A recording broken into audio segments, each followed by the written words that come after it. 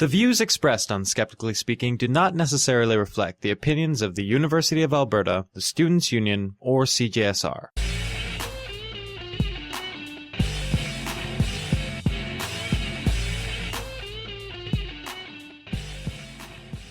Hello and welcome to Skeptically Speaking, the show that asks you to call in and question everything. I'm your host, Desiree Schell. On today's episode, we'll be talking about sex, specifically about the genetic and evolutionary aspects of sexual reproduction. Although modern internet dating may have convinced you that asexual reproduction is the way to go, there are several good reasons to adopt the two-party system, although peace of mind might not generally be among them. It is, however, a great way to combine your genes with someone else's in order to improve our chances of survival as a species, which is hot. Biologist John Logsdon will tell us all about it later on in the show, but first we have someone here to do a bit of speaking up. We're here today with Don Riefler, Direct Care Supervisor with the Carey Home for Children in Lafayette, Indiana, which provides residential care for at-risk youth. And he's also the co-founder of the Lafayette Skeptics. And in addition, he's heading up a new skeptical event, the Gen Con Guerilla Skeptical Symposium. Welcome to Speaking Up, Don. Thank you, Desiree. And great name for an event, by the way. Yes, I can't take credit for that. That's K.O. Myers from Grassroots Skeptics all the way. That's definitely K.O. Mm-hmm. So first tell us about Gen Con proper. Gen Con proper, ostensibly it's a gaming convention. When I say gaming, I mean you got to reach back to the roots, pen and paper, 20-sided dice, Dungeons and Dragons type of stuff. But in the last few years, it's grown to be a whole lot more than that. That's still technically its intended purpose. They call it the best 4 days in gaming, and it really is. But they also have video games every year. They're expanding their electronic stuff, comic books, sci-fi and fantasy. They have a humongous anime section. So it's basically, it's getting to be a lot like Dragon Con and Comic Con and all the big conventions. They're all kind of concentrating in on this or zooming in on this one formula, and that's Gen Con in a nutshell. Lots of dorks, geeks, and nerds. Nice. Okay, so where does the guerrilla skepticism come in exactly? Well, we don't have any official recognition from Gen Con. Hopefully we'll get to that eventually, but it all started back in 2008. Me and a couple of friends, Tom, Sean, and Rob, we were at Gen Con having a good time. We looked through the events catalog to see what we could do because we had some downtime, and we noticed a group called the Indianapolis Ghost Trackers. Maybe it's just the Indiana Ghost Trackers. In any case, some ghost hunters. They had an event, a seminar called, let me remember, The Science of EVP. And we said, ooh, we have to go to that.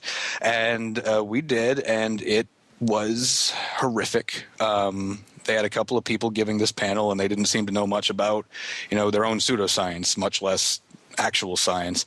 So we asked a couple of pointed but very polite questions about Occam's razor and how they define theory. And as it turns out, they define theory to mean stuff we make up on the spot. And it was so bad, we said, okay, next year we got to do a panel for ourselves. So last year we gave just 1 2-hour panel, covered a lot of different stuff, basics of critical thinking, logical fallacies, talked about Bigfoot, ghost hunting, stuff like that. And we thought we were going to have maybe 10, 15 people. We had 40, maybe 50 people there. They really seemed to enjoy it. People said, I'm so surprised to see this kind of thing here. I'm so glad. And so this year we said, well, let's do it bigger. Let's see if we can get it bigger year by year. And because we still don't have any official recognition, because we're not that big yet, we are the Guerilla Skeptical Symposium. We're coming in bottom up, doing our own thing, self-organizing, and hoping that at some point somebody will notice. Oh, wonderful. So this is kind of patterned after the Dragon Con Skep Track in absolutely. That kind of form. Yeah, in intent and design it is. We have panels and presentations, just as my understanding of their Skep Track. I've never been down there because I don't make enough money, but they were the inspiration to be sure. The only difference is that, they have a bunch of, so to speak, big names, and we're just a bunch of average Joe skeptics trying to do it on our own. So right now, we don't have anybody big. It's just some people trying to reach out and educate the public. But, with enough attention, maybe someday we can have the bad astronomer or somebody. You never know. Absolutely. And I did attend Dragon Con last year, and it was brilliant. It's a great model. Yeah, that's what I hear. So what panels do you have planned? Let's see. Well, right now, as it stands, we have 6 different presentations. Only one of them is technically a panel because I guess everybody else just wanted to give independent talks. The panel itself is called Skepticism, Critical Thinking, and Pop Culture. And we have 4, maybe 5, maybe 6 people sitting on it. It's kind of up in the air. But that's just your kind of average intro to skepticism. And it's going to be totally audience driven. We're going to give them a list of stuff we've prepped and say, okay, what do you want us to talk about? And if somebody says Bigfoot, then we'll go talk about Bigfoot.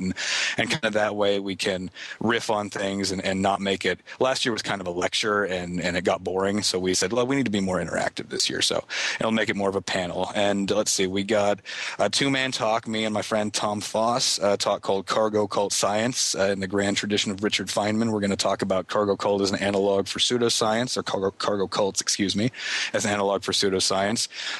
One of our new recruits this year, Tristan Zimmerman, is doing a talk called Evolution, Creationism, and Gaming, which should be extra interesting because he's focusing less on evolution and creationism and more on how to insert different cosmologies and different ways to achieve biological diversity into a pen and paper role-playing game world. So that I'm kind of looking forward to. He's given that twice. Yes.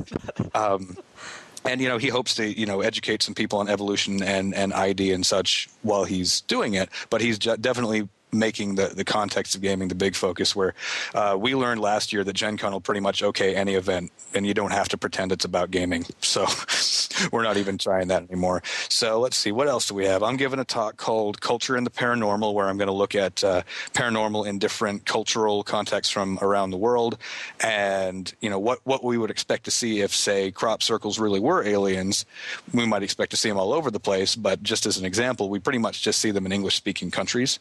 And it's going to be a talk kind of about how those patterns tend to indicate that the paranormal is mostly in our heads. We got a talk on financial scams. My friend Sean's giving that. Another one of our recruits named Sarah Head, who is, I believe, from Indianapolis. She's giving a talk on archaeology and pseudo-archaeology.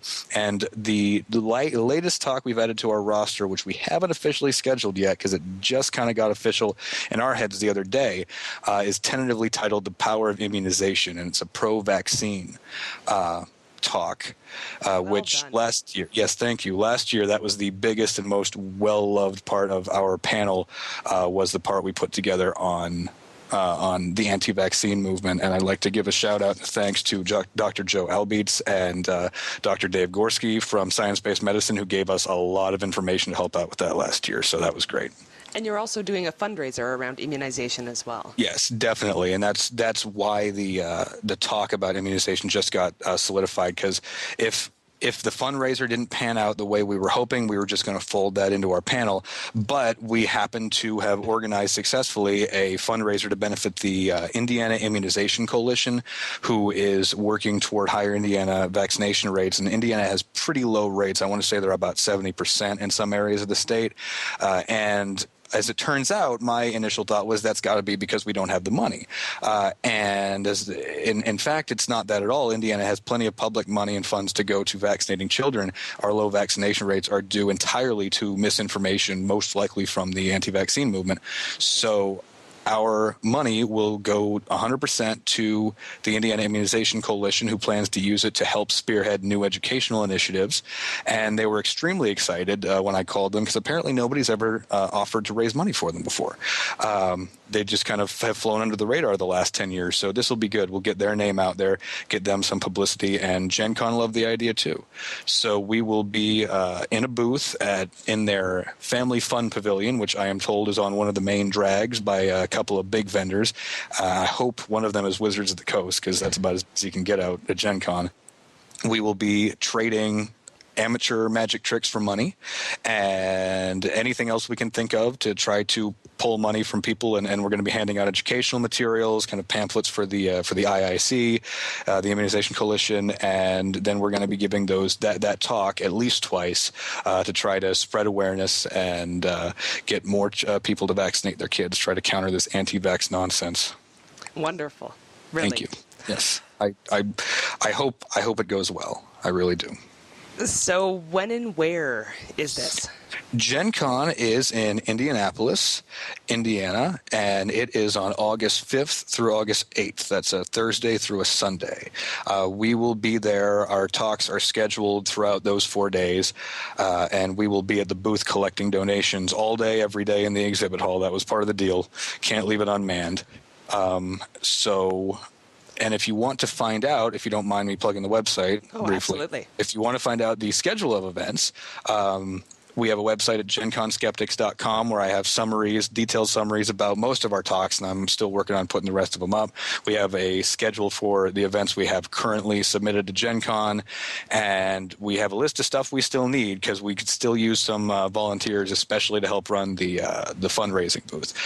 So anybody that is interested or is going to be in Gen Con and would love to help or would like to help out, we would love to have you. Just stop by genconskeptics.com. We have a contact form there, and you can get to us through that.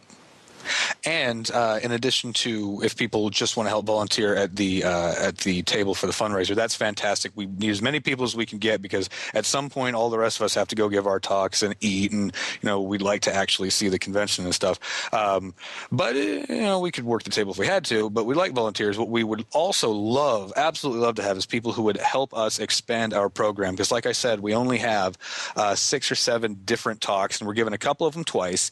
But if we really want to get big, then we need to start as big as we can. And so we would appreciate anybody who wants to give any kind of talk about cryptozoology or ghost hunting or any kind of pseudoscience. We're pretty much sticking with pseudoscience and staying away from the religion question. Not because that's where I stand necessarily, but because I want Gen Con to approve our events. I don't want somebody to come in and give a speech about why there is no God, and then suddenly Gen Con doesn't want any of us to talk. So anybody that has a panel idea, wants to give an individual presentation, 1 or 2 person presentation about anything skeptical or scientific, we would love to have you come by the website and contact us. But the deadline for event submission to Gen Con is the 13th of March. So if you're going to be there, or if you want to come down and give a talk or a panel, you're going to have to get with us pretty quickly, because we got to get that in and taken care of to make sure that we can actually get a room and a time scheduled for it. Thanks so much for being here, Don. I love events like this. Definitely. Yeah, and I love publicity, so thanks. No problem at all.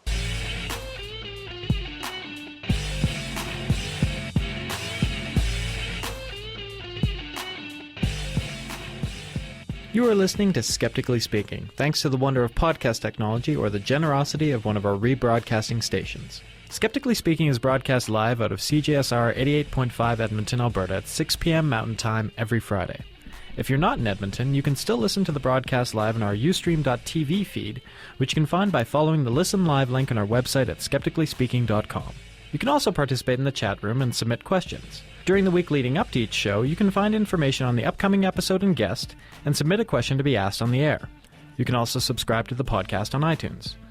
Our deepest thanks go to the stations that donate their valuable airtime to our program, including Citywide LP 99.1 in Madison, Wisconsin, CILY Kootenai Cooperative Radio 93.5 FM in Nelson, 96.5 FM in Crawford Bay, and 107.5 FM in New Denver, British Columbia.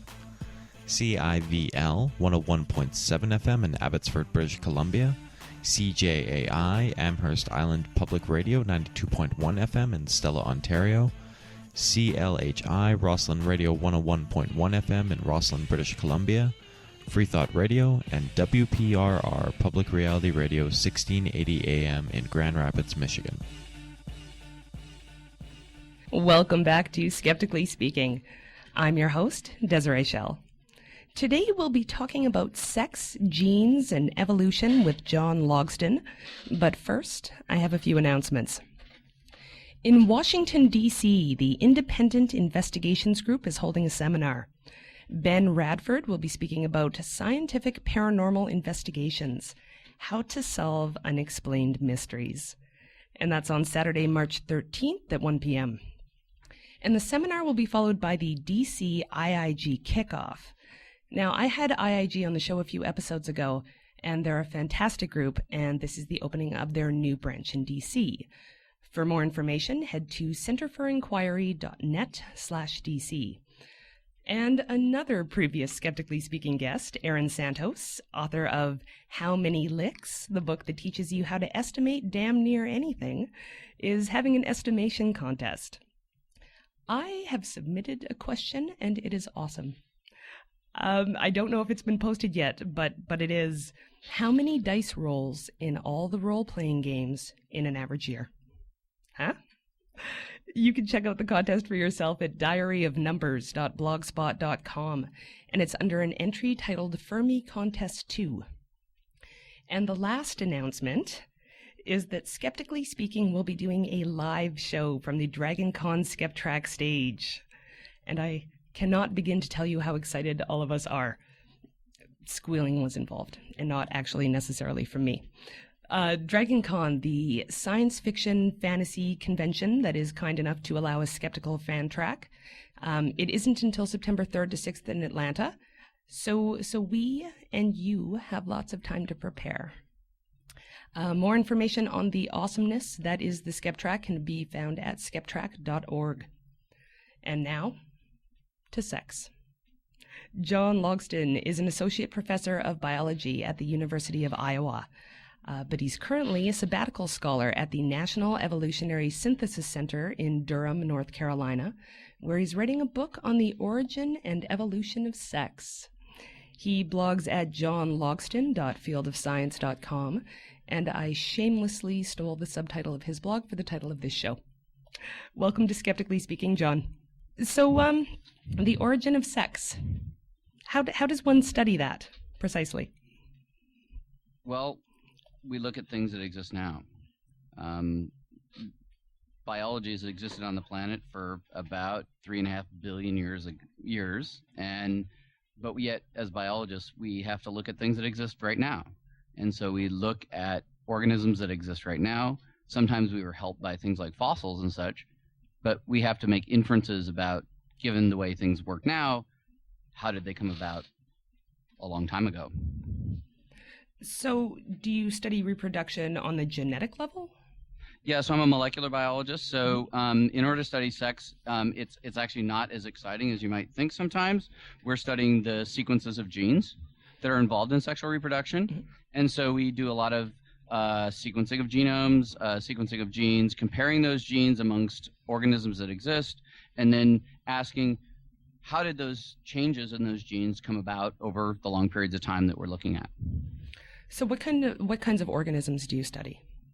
All kinds of organisms. So there's two basic flavors of organisms on the planet: prokaryotes, bacteria, and eukaryotes, which are organisms that have their DNA separated as part of the cell, part of the nucleus, and they usually have their DNA in separate chromosomes. So the two flavors of organisms are prokaryotes and eukaryotes, and the kind of organisms that we work on are eukaryotes. But not all eukaryotes are big organisms like animals, plants, and fungi. Many eukaryotes are also single-celled microbes. In some ways, similar to bacteria, they're usually bigger. But those are the organisms that we work on. Eukaryotes. So right. So on a genetic level, how does sexual reproduction work? Right. So usually when we're talking about sex, we're talking about the getting together of two genetic units, or they act to bring those two things together. Sometimes we're talking about that. But there's another part to that, which is to create those genetic units that can be combined. So what we actually study in my group, and what I'm particularly interested as a research area, is the special kind of cell division called meiosis, which divides eukaryotic genetic material in half. So if you're a female, you make eggs. If you're a male, you make sperm. And it's that division, that meiosis division, that's the genetic basis for having what are called diploid cells that have two copies of everything into haploids so that they can come back together and make a new organism. And so how does that differ exactly from asexual reproduction? So asexual reproduction, a lot of organisms do asexual reproduction, and it's called mitosis in eukaryotes. And basically what it is you make a copy of yourself, right? So in fact, cloning, which we're quite familiar with in the media anyway, is actually asexual reproduction. And so you're essentially taking all of the genetic material of a given organism, making a copy of it, and making another organism. And some organisms are capable of doing this. Some organisms are capable of switching between the two ways of doing it, sexual and asexual. And I'm particularly interested in those kind of organisms as well. So are there other options than asexual and sexual? Changing back over to bacteria a little bit. So bacteria actually, I would say, don't really do sex, although some smart people would argue with me on this point. They do what I call ad hoc sex. They can exchange one gene at a time, or two genes at a time, or three genes at a time. Whereas if you're a eukaryote and you're dividing into, say, sperm and eggs, which you're essentially having your genetic material and sort of combining the whole thing all at once. So yeah, there's intermediate ways of doing it, although eukaryotes tend to do it all at once or not at all. So going back to the origin of sex, what's the best current guess about the first time that happened? So time is kind of obscure to most people, including me. I mean, we're talking about life on the planet about 3.5 billion years ago. Eukaryotes there's evidence for eukaryotes about 2 billion years. Okay, and what we've done in the last few years in my group is to look at all these genes that are involved in sexual reproduction, and ask if there are any organisms that exist today that are eukaryotes that don't have these genes. And the surprising answer actually to us was that we weren't able to find any existing group of organisms, eukaryotes, that don't have these genes. So it would suggest that being a eukaryote means being sexual, being able to do meiosis. And so that puts it on or about 2 billion years, although we don't have fossil evidence for the most part for these things. So there's a big window in terms of our ability to make a precise estimate. But the general answer is that it's part and parcel of being a eukaryote, which is a nucleated cell. So what time, given that time period, what kind of organism would have done it first? Right. So amoebae, okay, which is the show is extraordinarily timely today because the genome of a really interesting organism appeared in the journal Cell today, an organism called Naegleria gruberi, which is an organism that is an amoeba. We've all heard about amoebae. But it also is a flagellate. It can switch between amoeboid state, crawling, right, and a flagellate, which can create these parts that let them swim. And so most eukaryotes, certainly the earliest divergences, the earliest kind of eukaryotes were either one or the other, or maybe both. And so that early eukaryotic organism had a nucleus. It had things like mitochondria, probably. It had things like parts of cells that we think are eukaryotic, and that was probably the first organism that also was capable of having sexual reproduction. Now, that's definitely one version of sexual reproduction. So how long did it take for sex to evolve into what it is now when we think about, mammals and such? Right. So, again, the times, I'm a bit uncomfortable with the times because we don't really have a lot of fossil evidence in some cases for some of these what we call deep splits. We can use molecules as estimators of that time, and there's a bit of controversy. I mean, this is good. This is science. We don't know all the answers all the time. We have estimates of answers usually, and so animals probably emerged on the scene, depending on who you ask, somewhere between 1 billion and 500 million years ago.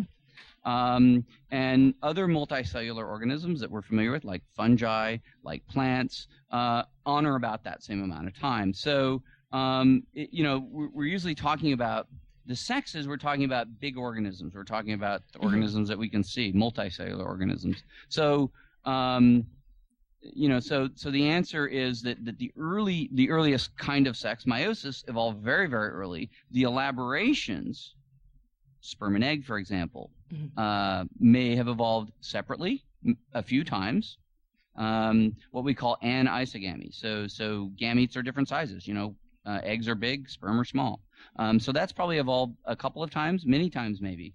And so 1 billion years or sooner. So that sounds like a rather clear stage. And although you don't know exactly when that would have occurred, are there other stages that it might have gone through? Certainly when I began thinking about this problem, I wanted to consider the possibility that we could find an organism or groups of organisms that did it in a different way. That is, that meiosis as we know it today, just for a second, let me just say that this particular kind of cellular division is extraordinarily similar between animals, including us, fruit flies, worms, fungi, baker's yeast, I like to call it brewer's yeast, plants, corn, soybeans, etc. That's a billion years of evolution, yet in many, many ways, those molecules, the processes that meiosis uses, are actually very, very similar, which is, suggests that, okay, that process is very similar. So what I began to ask was, are there versions of this process that predate that are different? Mm-hmm. And so far, as we know, we haven't found any evidence for it. So it might be that what works in animals, plants, and fungi is more or less the way it worked at the earliest kind of eukaryote that was capable of doing sexual reproduction. So what advantages does sexual reproduction have over asexual reproduction, other than the obvious? Well, I always like to say that most organisms do it when things are bad. Really? We might be the exception. Okay. Okay. So when things are good, human beings will celebrate, right? And one of the things we often do is have sex. Well, mostly in most organisms, they're having sex when it's sort of a last ditch thing. Really? Right. So yeah. Right. So when you find if you're able to grow mitotically, you can just divide and make more of yourself. Things must be pretty good, right? If you can grow well, things must be pretty darn good, right? So if things get real bad, one of the things you might do is kind of sort of mix things up. And so that's essentially how sex is triggered in many organisms. So many organisms trigger sex by starvation, otherwise bad environmental conditions, etc. And so sex is a way to escape conditions in many ways. So that's one advantage. And so I call the way that that sex has persisted. I group them into sort of three categories. The good being, if you're sexual, you can make more variation, right? Mm-hmm. There's some dispute about whether that's a major effect. The bad, which is that if you don't have sex, you actually accumulate lots and lots of mutations. Think about it like a Xerox copy, right? If you have a Xerox copy, you make a copy of it, looks pretty good. You make another copy of it, looks just ever so slightly worse.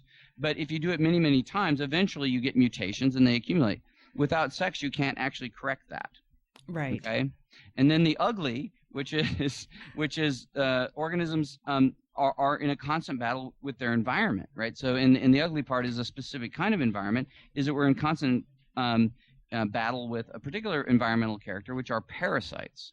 So if parasites are also biological organisms, they're evolving. One way to keep up with the parasites is to have sex and keep shuffling the deck every time. So the parasites don't really know where we're going, right? So that's the sort of ugly part is you're trying to keep up with those parasites, and that's called, often grouped in this category, called the red queen.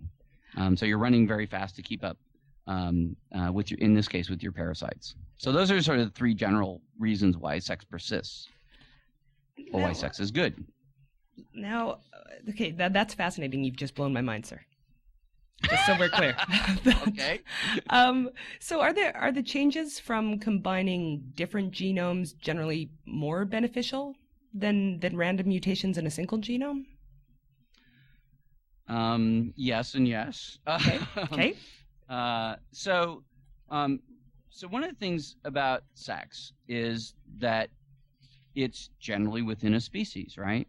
So the definition of what we think a species is, as in who can mate with whom, is part and parcel of sexual reproduction. So if you have too much variation, okay, so you have a horse and a donkey, right? They're pretty close, but if they mate, they make a mule, right? Which doesn't work sexually, right? So right. They're sterile. So mixing up things when they're too far apart just doesn't really work very well. right? So so that's one side of it. The other part is how do using increasing the genetic variation within a species. So there's both a barrier to lots and lots, to having too much variation, but then there's also the I'm not probably explaining this very well. Within a species, sexual reproduction sort of allows a sort of checking to make sure that there's not too much variation. Okay, now that's interesting. We actually have a related question from the website.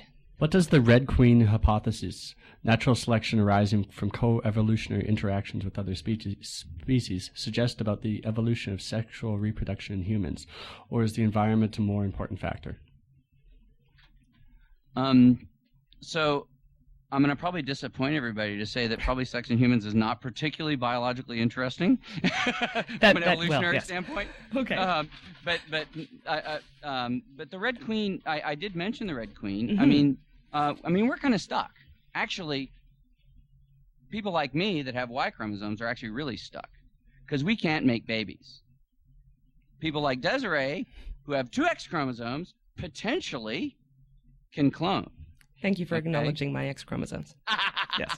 Okay, good. So the fact is that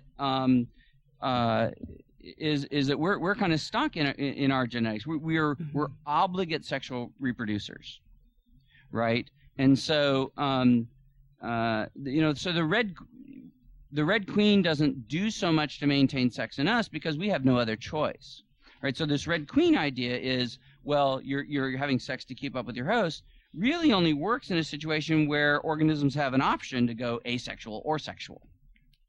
Okay, right. So as human beings, we don't have much choice. Now, there are lots of organisms have options, right? So there's even vertebrate organisms that are capable of asexual reproduction. Unfortunately, to the guys out there, it's only in the girls, right? Because eggs actually have nutritive quality, right? So if you're going to do asexual reproduction, it all goes through the female line, and it's not particularly easy. But usually these things are sort of short-lived because of all this Xerox copy business, among other things. Okay, now you keep mentioning male and female, and right. And most people we're used to talking about sex in that way.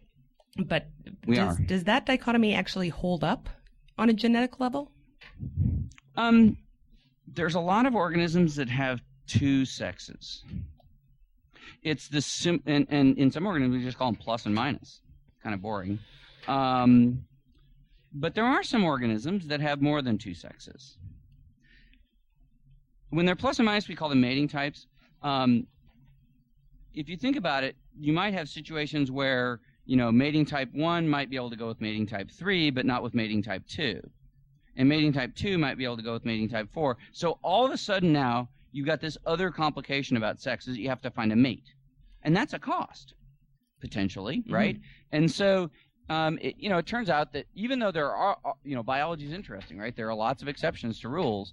It often is the case that there's about two sexes in many organisms. It's the simplest solution to accomplish this constraint, which is and task really a benefit, as I've argued already, to do sexual reproduction when you've got two kinds. So wouldn't 3 or 4 kinds be better? Not if you're the fourth kind and can't find the specific one kind. I mean, yeah, it might be in certain situations, and depending on the biology of the organism, depending on the ecology of the organisms, depending on the genetics, right? Let's say having 4 or 5 sexes might be okay. If you don't find a mate, you just reproduce asexually. That might work. So there are lots of interesting biology that can emerge in any individual case. But it is true that it very often is two sexes. Well, if sex is so beneficial, then why didn't the sexually reproducing organisms sort of squeeze out the ones that reproduce asexually? They did. But well then. They did. Okay. Right? So sex is incredibly widespread in eukaryotes, and this is the issue. But the interesting bit is that asexual reproduction is actually easier and better. Okay? If you're a female and you can reproduce and you're doing well, So if you can do well and you can reproduce asexually, and you're going to make 2 offspring, right? You can make 2 offspring that are identical to you. If you're sexual, you can only reproduce 1 that's identical to you, 1 daughter, let's say, because you're going to have to combine your genetic material with some dude who's going to give you half of the DNA in your offspring, right? If you're good, why are you going to mix your DNA with another organism? It's a right? question we ask ourselves all the time. Right, but that is the crux. Is that if you're a female and you can reproduce asexually, you can reproduce twice as fast at every generation. And if you do the math, it takes a pretty short period of time to win.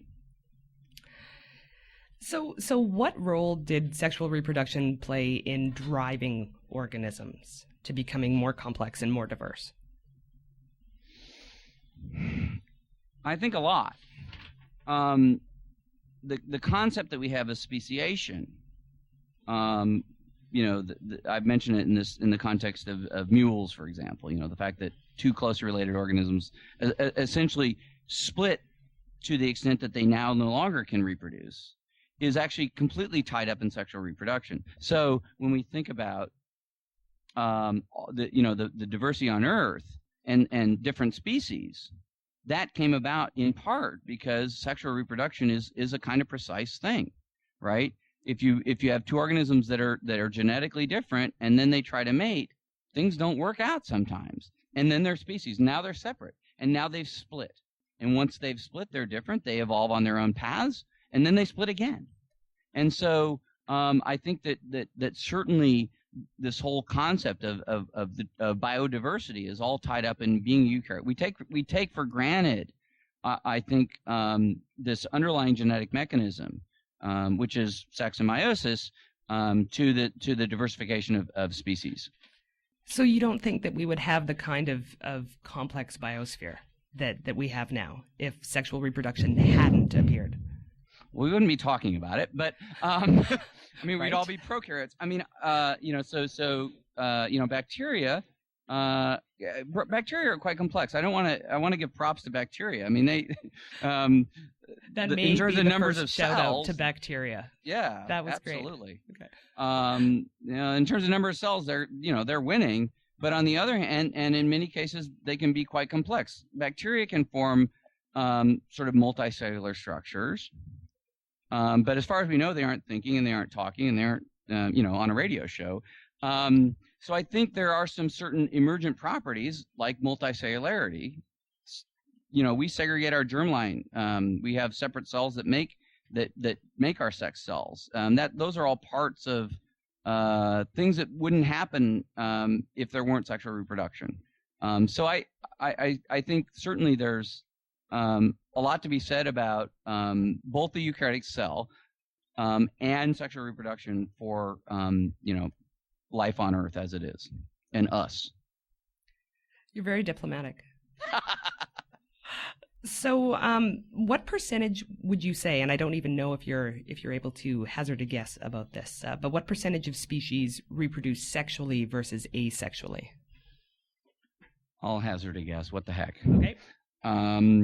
We're talking about eukaryotes now. Most eukaryotes are, well, I would say all eukaryotes I've studied so far, which is a pretty good sample, are capable of sexual reproduction. I've not found to my mind, a convincing example of an organism that is only capable of reproducing asexually. Now, this is a really interesting question. Are there any organisms that only reproduce asexually? And if so, then how do they persist? With all these disadvantages of asexuality. Mm-hmm. That doesn't mean that most organisms reproduce sexually all the time. I mean, most organisms are reproducing asexually when things are good. Things are good. Divide, make a copy of yourself. So many organisms, we aren't comfortable thinking about that ourselves as much, but most organisms are capable of alternating between sexual and asexual reproduction. So I'd say I'd like to find an organism that is totally incapable of reproducing sexually, because I want to use that as a counterexample to then understand why in the heck are organisms reproducing sexually if this one can get away with it?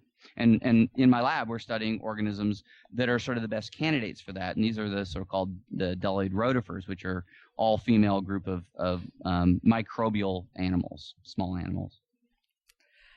We have a question from the website. What is the weirdest form of reproduction that you've encountered? And it also states, I'm really hoping he talks about bat bugs. So I knew a little bit about bat bugs, and bat bugs are relatives of bed bugs, and bed bugs. I know a little bit about bed bugs, and I looked up a little bit paper on bat bugs and what they do is they have what's called traumatic insemination. Okay, sounds traumatic. Mm-hmm. So instead of having for the females, instead of having a vagina, let's say, a receptive part of her body, the male just stabs his penis into the body. They have a hemocoel, which is the sort of circulatory system, and stabs the body and inseminates the body, and then the sperm makes it to the reproductive tract. Mm-hmm. And so yeah, it sounds awful, doesn't it? And so bed bugs are known for this, and it turns out bat bugs are also known for this, and there's some really interesting stuff that has evolved what we call conflicts, right? So what happens is, if you have if in a species the male is doing this traumatic insemination, that might lead to a countermeasure on the female's part to come up with something that would ameliorate, to make that not so bad. Not so bad, yeah. Yeah. And so there's lots of interesting sort of what we call arms races between the males and the females, and for the bat bugs, they've evolved. They can't even tell whether they're males or females when they start, because they have appendages that don't distinguish them, because they're issues of trying to sort of battle this phenomenon. So that's not even the weirdest thing out there, but bed bugs and bat bugs are pretty cool. Okay, I think the weirdest thing is, my favorite are these organisms called spoonworms, and these are invertebrate animals, and the male is relegated to essentially what evolutionarily a male is usually relegated to, unless you're talking about a social organism, which is making sperm. And it turns out the male is something like 10,000 times smaller than the female, and degenerates and basically attaches near her genital opening, and basically is attached there for life, only making sperm for his entire existence. So that to me is sort of the most unusual and interesting, and sort of illustrates the idea of, well, what are males good for? Well, you get. Oh, today I wish we had video, because everybody in the studio right now has an absolutely horrified expression on their face. You realize I get credit for saying this as a man. Oh my. Okay. And when that individual sent in that question on the website about the bat bugs, I had to go look it up, and so I made the face then as well. But the first thing I thought is, why would an organism evolve like that initially? Why would the male why? Yeah. The battle of the sexes. Again, I don't know the natural history of the group. I should know more about this particular group. But male and female are in this constant battle, right? So females want to find the best males. Males want to mate as many times as they can, usually in most organisms, right? Sperm are cheap, eggs are expensive. That's a sort of general idea. It doesn't always hold, but it's a good sort of starting point to think about things. And so the elaborations, this enforced sexual reproduction, the elaborations of how it's all done is highly dependent on the biology of the organisms. So whether there's polygamy, polygyny, etc. So are you having multiple male mates, or are the males have a harem? So all of these issues have to, the evolution sort of responds to what's going on biologically. If if you're in a system where the females are mating with many males, you can imagine that if you're a male, having an intermittent organ, a penis, that scrapes out the stuff from the guy before might be beneficial. Right. And it turns out many insects have penises like this that are trying to give them the advantage. So there's lots of interesting biology that comes out just because of this battle of the sexes and trying to get moving one's genes on to the next generation.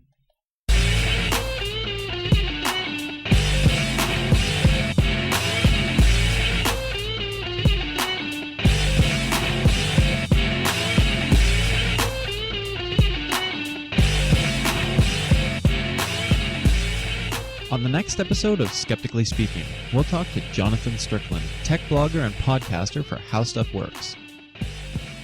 We'll discuss the gadgets employed by the self-proclaimed ghost hunters and why critical thinking is an important aspect to examining tech trends. And on Speaking Up, Skep parent blogger Tyson Wozniak talks about raising the next generation of critical thinkers. That's next week on Skeptically Speaking, Friday night at 6 p.m. Mountain Time, live at skepticallyspeaking.com.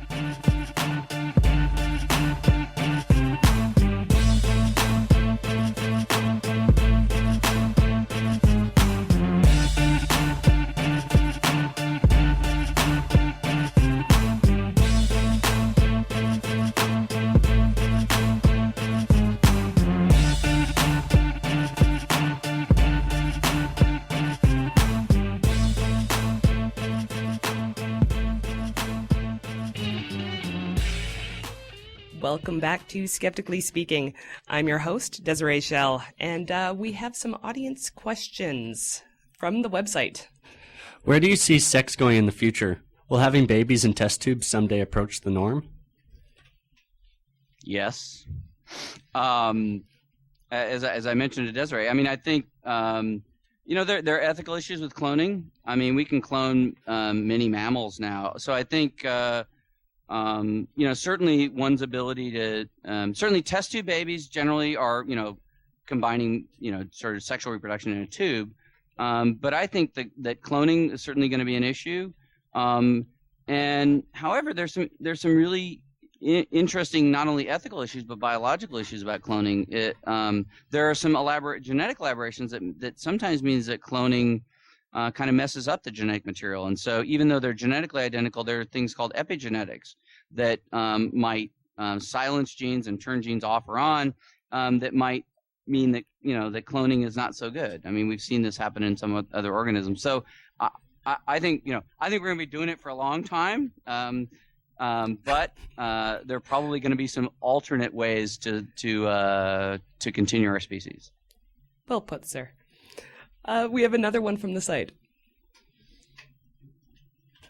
I've heard that redheads face extinction. Is this true? If so, how can we stop it from happening? What about skin color? I've heard it said in the future that we will all look the same. Is that true? Oh, heavy sigh. Oh boy. So these are human genetics questions, not so much about sex, but you got to get there via sex. Yeah. So I mean, skin color is an interesting question. So I'll go to that one first. So skin color is a multigenic trait, and many multigenic traits, like height, right? Mm-hmm. You create distributions, right? So if you're, since it's many genes that contribute to it, if you mate a short man and a tall woman, or vice versa, the kids on average will be medium height, right? But there'll be a distribution, and so over time, these so-called quantitative traits sort of move to sort of a highly frequent intermediate state. And so if there's what we call panmixis, lots of mating sort of randomly among, let's say, skin color of people, on average, people will be mostly brown at some point, right? Mm-hmm. I don't know how long that'll take. I mean, what we have in among our own species is what we call positive assortative mating. Brown people tend to mate with brown people and white with white more often than not. More often than other. I'm not putting a value judgment. I'm just saying culturally that's often what happens. Mm-hmm. So when those cultures break down, perhaps there's going to be more and more. So I think I don't know how long that'll take. Skin color is really not particularly itself all that interesting biologically. It certainly doesn't determine all the things that some people think it does. Right. With regard to hair color, it's more. I think it's a little bit more interesting question. There are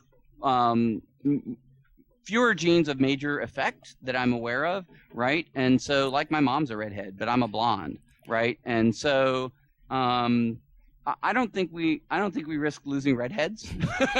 But I don't know. I mean, it all depends on the effect and the frequency of genes that are for black hair, brown hair, and how they interact with blonde hair and redheads.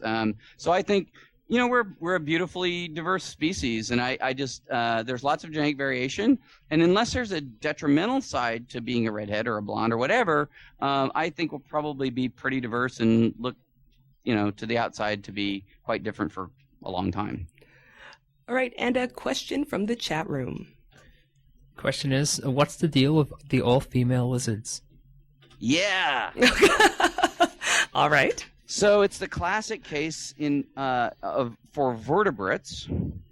And there was just a paper out last week in Nature that basically gave us a huge hint. So here's the deal. They're called whip-tailed lizards, and they're parthenogens. The females make females, So, and we know of organisms that do this. But the key is that the parthenogens that they produce, their offspring, are genetically diverse. What usually happens with an asexual organism is they get less and less diverse over time, right? Mm-hmm. These organisms seem to stay diverse. How in the heck did that happen? The interesting thing is this paper that came out last week showed, I think pretty darn convincingly, that they have figured out how to subvert meiosis, this thing I talked about at the beginning, the sort of standard division that creates gametes in a way that in a very unique way, such that the gametes that come out, or that is the offspring, are genetically diverse. They maintain their diversity from the mother rather than making it more similar due to effects of meiosis. So it's a little bit complicated story. It's hard to explain on the radio, but basically by subverting meiosis, they've figured out how to make daughters that are also genetically diverse rather than being genetically less diverse. I could make so many jokes right now, and I'm totally not going to. Go for it. No. Moving along. We have another website question. Sounds good. If you could eliminate just one of the myths surrounding sex and replace it with the glorious facts, what would it be? Wow, you guys have tough questions. Myths about sex. I'm going to put that on the back burner and ask for another question, and I'll try to get back to it. I can put it on the back burner for a little bit, can I? Yeah, go ahead. I'll do it. Yep. Okay, question from the chat room is there a relationship between being sexual or asexual and complexity? Yeah, another hard and good question. So we talked about this early on, is that I think there is an aspect of complexity that requires sexual reproduction. I think the multicellular thing that eukaryotes do was dependent on this sort of pre-existence of sexual reproduction. So there are other aspects. So complexity is a weird thing. It's sort of in the eye of the beholder. Like I said, there are prokaryotes, there are bacteria that make complex multicellular structures. So I think complexity per se doesn't require sexual reproduction, but I think that some things that we know of being complex are benefited by and can take advantage of the kind of shuffling and natural selection being able to act on different combinations of genes in a more robust and frequent and way to build new things. So I don't think it's always necessary, but it certainly has helped a lot. Okay, we have just enough time for one more question. Okay. So you either have a choice between the myth question or a creationist question. Oh, let's go. As much as going to love the myth question, which I don't have an answer for yet, by the way. Let's go for the creationist question. What the heck? All right. Creationists, they like to point to sexual reproduction as evidence against evolution, correct? Yeah, but I've never quite figured out what they're getting at. Well, that's what I was going to ask you. What is their argument exactly? I think it's a complexity argument. I think it's this general thing is that you can't build something out of nothing. And the fact is that that is what biology does. It starts with things and it builds on other things. And so I think my understanding, at least some of the arguments I've seen, is it's sort of the same argument as the evolution of the eye or the evolution of other complex things, that you can't imagine it working halfway, and which is completely bogus, right? You know, that the evolution of the eye is a classic example where you can see a progression of cells that are light sensitive to a pit to blah blah blah blah. You know, you can move it all the way through. If you want to learn about that stuff, go look at among other people, Todd Oakley at UCSB works on this stuff. And so complexity can be selected in a piecemeal way. Meiosis and sex are one of those things that's sort of hard. You know, you got an endpoint. How did you get there? And so I think that's one of the things that I've sort of heard argued. But the fact is that even prokaryotes, bacteria, do at some level. I don't want to call it sex, but they do recombination. They shuffle genes in the DNA using enzymes that are absolutely homologous. They descend from a common ancestor to the same genes that are involved in eukaryotes to do the same thing in meiotic sexual reproduction. So that idea, given not given a specific question, I can't address it, but I've heard that sort of general complaint about sexual reproduction in the context of complexity, and it's an extraordinarily easy answer. So everything that we've discussed on the show today is going to be in your book, right? Yeah, and some other stuff, I hope. Okay. Wonderful. I'm very much looking forward to it. We are absolutely out of time. Thank you very much. So much, John, for being on the show. It's been a great pleasure. And it was a lot less dirty than I thought it would be. Oh, darn. We'll have to do a part 2. All right, sounds good. So you can find out more from John Logsdon at johnlogsdon.fieldofscience.com, and you can find out more from us at skepticallyspeaking.com. While you're there, do click the links that take you to our Facebook page, our Twitter feed, and to iTunes, where you can subscribe to the show. Thanks for listening, and we'll see you next week on Skeptically Speaking. Bring it on, the skeptics await your letter. Your call, tweet, homing, pigeon, whatever. Desiree Shell, gonna raise a little hell, break the spell of Pavlov's bells. Cause we're skeptically speaking, on mind reading tarot cards and witches, psychics, and their spoon-bending mind tricks. All the humbug, flim-flam, frauds and shams, the charlatan who I don't think you understand. It's the hocus pocus, out of focus locus, eroding the brain, making gains on the hopeless. Let the crystal ball fall, smash on the floor, leave the pieces alone, we don't need them anymore. Just a microscope, telescope, magnifier, reading in between the lines of these lies. Bring it on, the skeptics await your letter. Your call, tweet, homing, pigeon, whatever.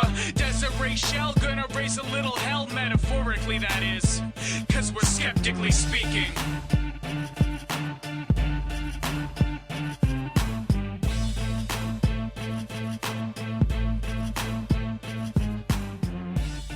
On Skeptically Speaking, we discuss a wide range of skeptical and science topics with a variety of experts. But I'd like to remind you that you, yes, you personally, are invited to join us on air every week for Speaking Up. Because let's face it, outreach is a part of skepticism.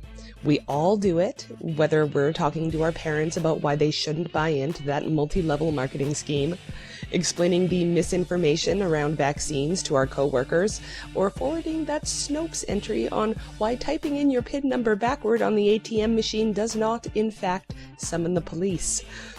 But if you want to take your skeptical activism one step further and reach a broader audience, we're here for you. Do you have an event coming up that you'd like to promote? Or maybe you're a blogger that's been doing some great work and you'd like to talk about it? Or you'd just like to get some experience speaking publicly on a science or skeptical topic? What better way to get some real-world practice than on a friendly, rational radio show? If you're ready to have your say, do send an email to feedback@skepticallyspeaking.com. Put Speaking Up in the subject line, tell us a bit about what you'd like to discuss, and we'll contact you to set up your very own 10 to 15 minutes of on-air goodness. We're looking forward to hearing from you.